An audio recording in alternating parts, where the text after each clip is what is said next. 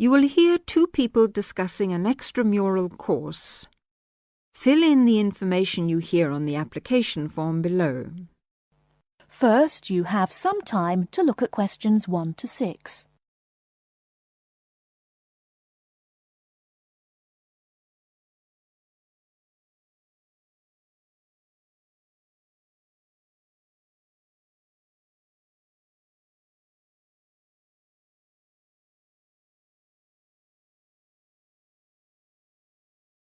Now, here is the conversation.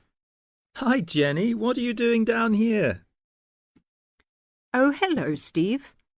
Well, I'm trying to fill in this form, but I'm having a bit of a struggle as I sprained my wrist playing tennis yesterday. Don't worry, I'll do it for you. Let's have your pen. Right, fire away.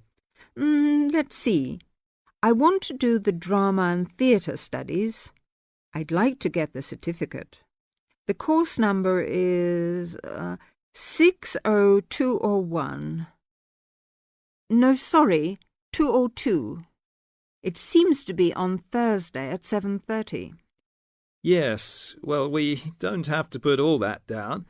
Now, I suppose we can call you Miss? Don't be funny, and spell my name right.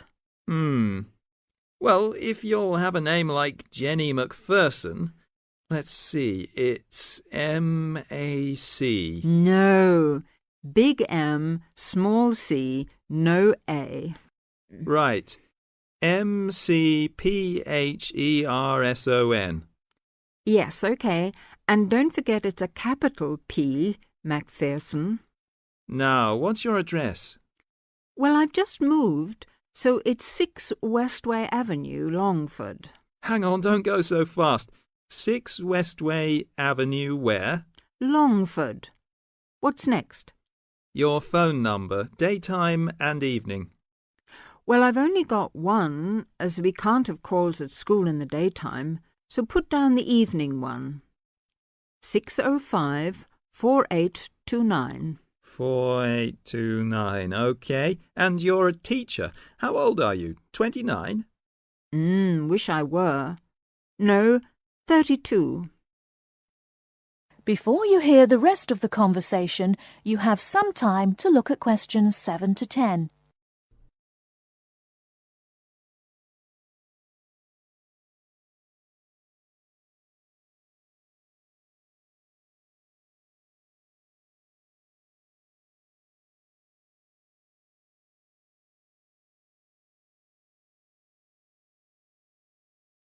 Now listen and answer questions 7 to 10.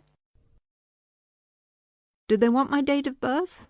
No, don't seem to. Just age. How about educational qualifications? Well, I've got a degree in English literature and a diploma in media studies. Media studies, right. Now, have you ever done any of these extramural courses before? No, don't think so. Although I did do something on psychodrama once. But no, it wasn't extramural, was it? That seems to be it, except for the fee. Yes, well, that's the same for all the central courses. I think £25. I suppose I have to include it with this form. Looks like it. Do you want me to write the cheque out for you? But you'll have to sign it. That is the end of part 1. You now have half a minute to check your answers.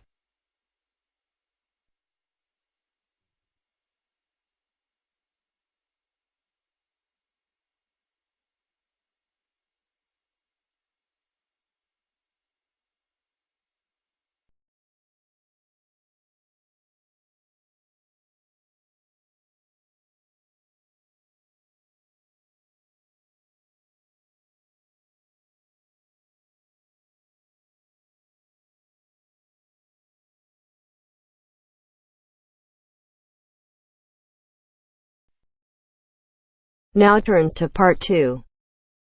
Part 2. You will hear a recorded message giving information about an area where tourists can visit to taste local food. First, you will have some time to look at questions 11 to 13.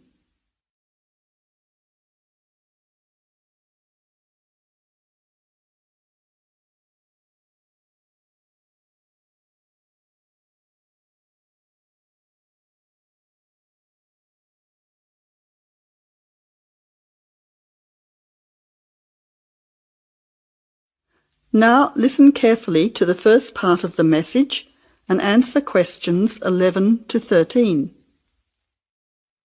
Welcome to the tourist information line for the Valley Food Trail. Here you will find many local food products for you to sample and buy.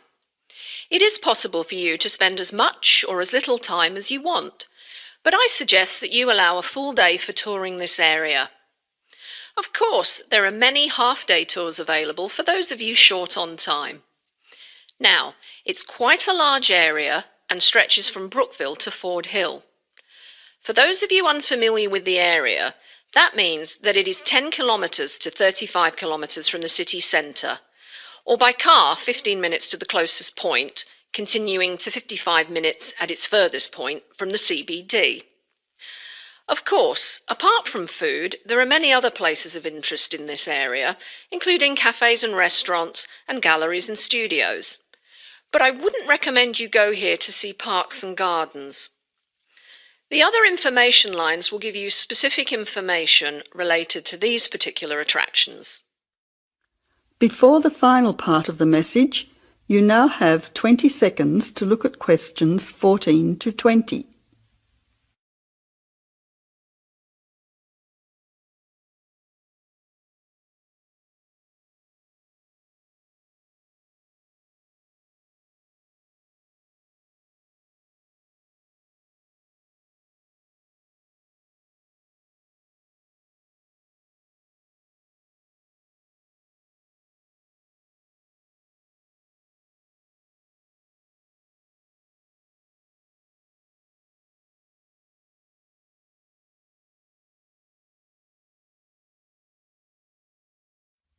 Now answer questions 14 to 20. But let's go back to food. If we begin in Brookville and head north towards Upper Valley in a clockwise direction, passing West Valley on West Road, we cross over Coast Road to come to our first place of interest, Magic Coffee. This is not to be confused with the coffee house, situated opposite on the other side of the valley on the railway line. Magic Coffee is next to the chocolate company, which is on the corner. Just past the ice cream shop on the corner of John Street is the fresh produce shop. A little further north we have reached Ford Hill, where we can start our drive southwards along Great Northern Highway following the railway line. First we come to the organic market near the corner of Memorial Avenue, and then to Olive Farm opposite Olive Road. Just before we come to the next street crossing, we see the Honey Pot, which is practically opposite the coffee house. There is another chocolate company which sells nougat as well, just nearby. Following the railway line along Great Northern Highway, we return back to Brookville. Now, as I have said previously, if you only have a few hours to spare, there are several places that you shouldn't miss. The two chocolate places make equally nice chocolate, but the factory has the added bonus of nougat, unlike the company. Of course, everyone loves ice cream, especially unusual flavours such as coffee and nougat, so the ice creamery is definitely worth a visit. And while the coffee house sells expertly made hot drinks, including hot chocolate, I think your time would be better spent sampling the many products on offer at the organic market. Well, I hope you enjoy your time visiting the Valley Food Trail and enjoy all the wonderful local foods on offer.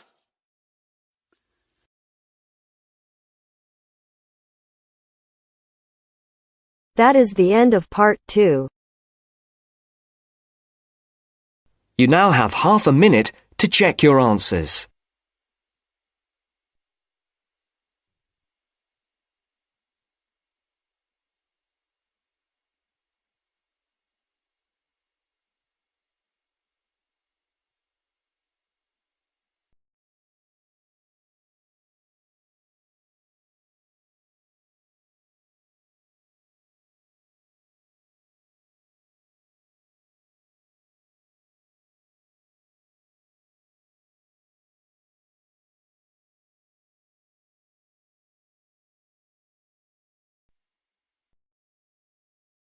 Now turns to part 3. Part 3. You will hear two university students, talking about a music course. First, look at questions 21 to 23.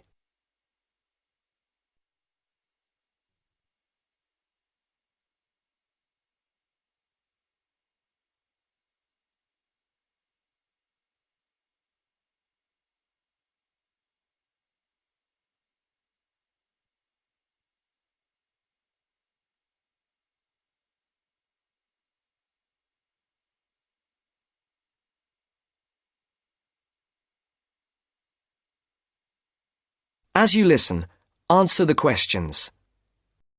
Josie, come in. How are you? I'm good. Can I get you a coffee or anything? No, that's okay. I can't stay long, but you said you wanted to talk to me about that course I'm doing this semester, Music 103? That's right.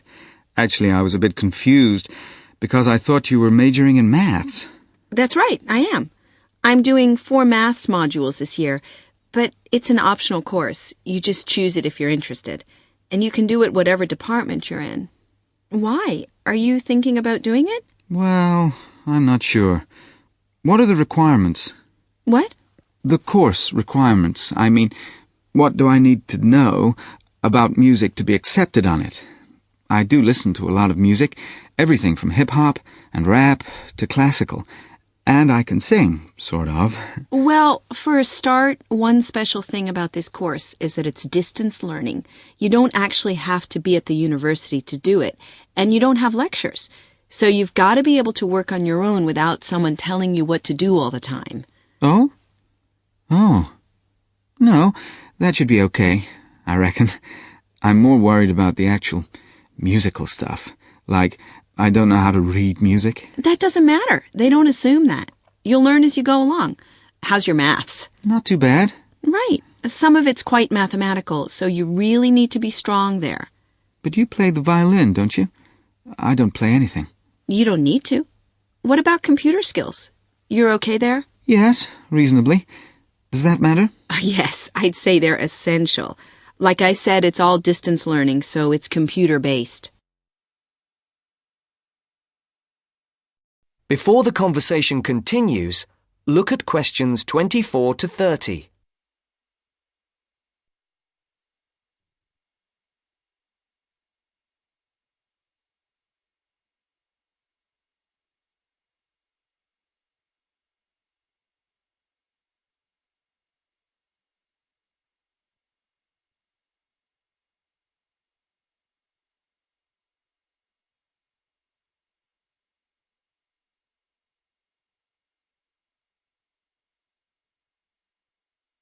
Now listen to the second part of the discussion.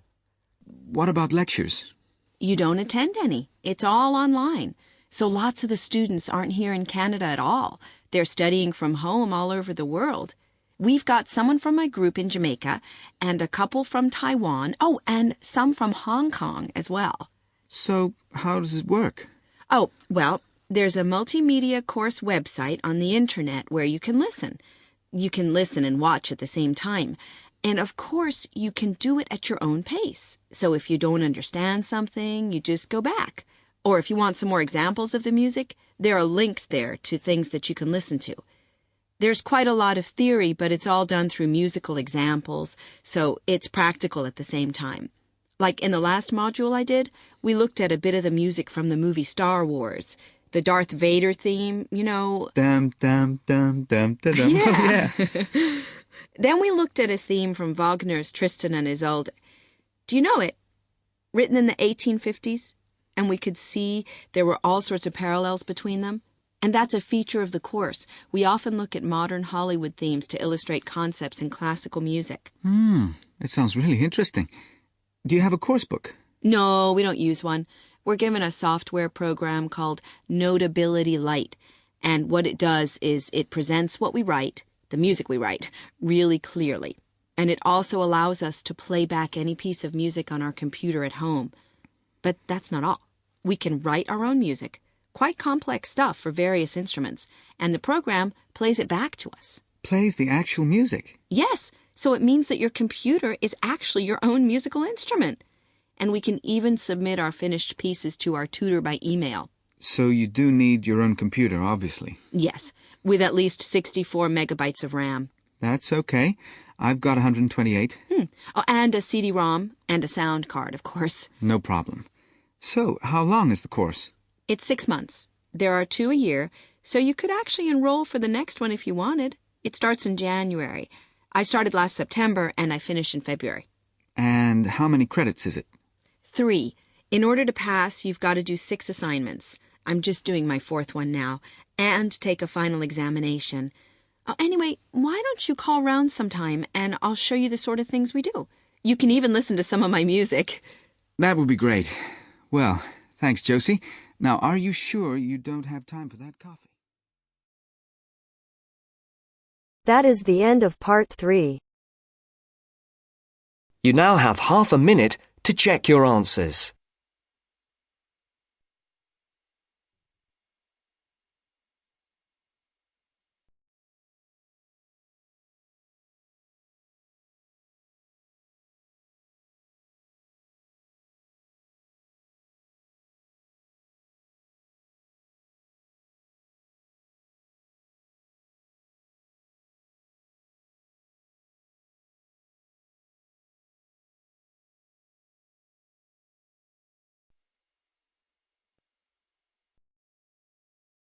Now turns to part 4. Part 4. You will hear part of a lecture on the current and future use of mobile phones. You now have 30 seconds to read questions 31 to 35.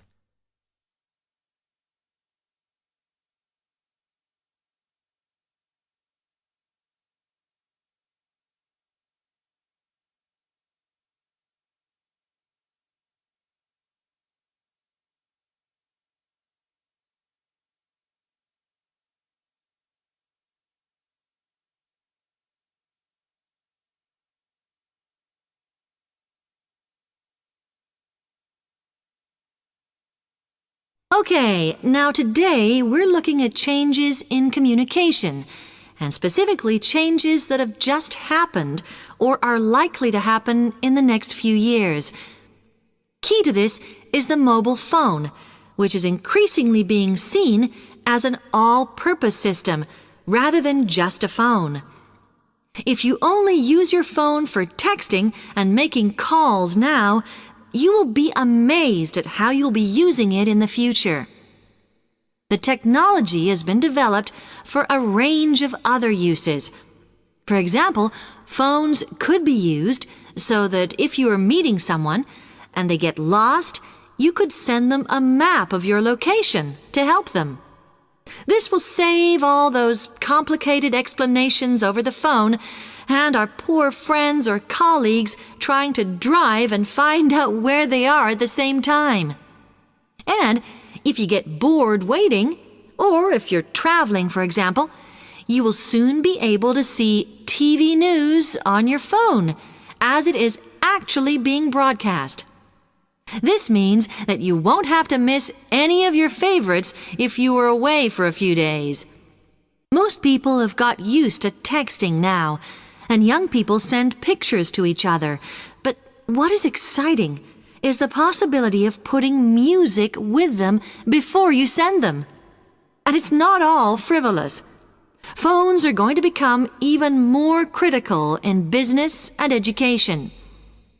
Some recent developments have a highly practical usage. So, for example, as lecturers, we will be able to send everybody a text to let them know if lectures have been cancelled. And the new phones could have a further use in education, as well as business, as they will enable us to go to any destination, such as when we are doing a field trip, for instance, and from there to send data directly to a computer so that we can access it when we get home. This means we will no longer be limited by what the phone can store.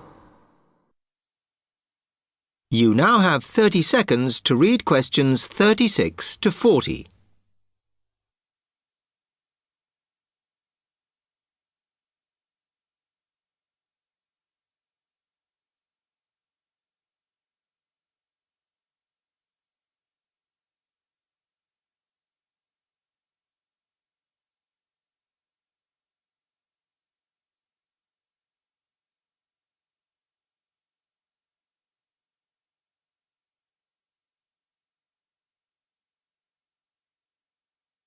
And it's interesting to look at the different ways that men and women use phones now, as that does affect how the technology will develop. Some research has been done on how people use phones, and some of the results are surprising. One of the increasing usages of mobile phones is to get all sorts of data, such as phone numbers, the weather, train times, etc. And while there's been an attempt to set up connections with things that women might be interested in accessing, it is overwhelmingly men who do this. But what about the traditional use of a phone? To speak to people? I suppose we would predict that it is mainly women who use phones as a method of contact for friends and family, but, in fact, the genders exploit this facility equally. I've spoken about the increased business usages that phones will offer, and I suppose we would associate this usage with men. The survey picked up, though, that women are often working from home or catching up with work in the evenings, so they use phones in this way as much as men do. Most of us are aware we can store photos on our phones. It's an ideal method of capturing a moment wherever you are. Women tend to be the group that keep photos on their phones, but it seems that men use their phones to actually take pictures much more than women do. And of course, all this knowledge affects the marketing that the companies will do in order to sell the phone.